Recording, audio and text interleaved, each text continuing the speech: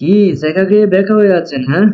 কিছুই ভালো লাগে না, একদম পাগলের মতো হয়ে গেছেন কি?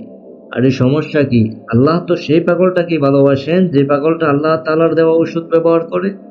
চলুন অনেক দামি অথবা উপকারী একটা ঔষধের নাম বলি। ঔষধের নাম তাহাজ্জুদ।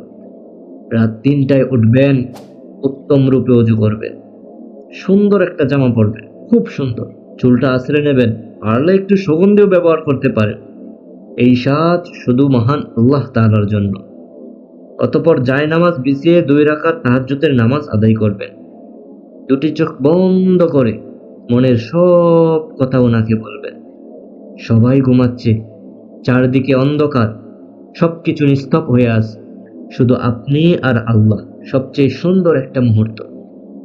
বিশ্বাস করুন, সত্যিকারের ভালোবাসাকে আপনি তখন অনুভব করতে পারবেন। বিশ্বাস না হলে আজ রাত ট্রাই করে দেখুন। আর যদি সত্য হয়, আগামীকাল সকাল আপনার কাছ থেকে আল্লাহু আকবার অথবা সুবহানাল্লাহ কমেন্ট আমি আশা করি। কি করবেন তো? ওকে বন্ধু, ভালো থাকবেন, সুস্থ থাকবেন। আল্লাহ হাফেজ।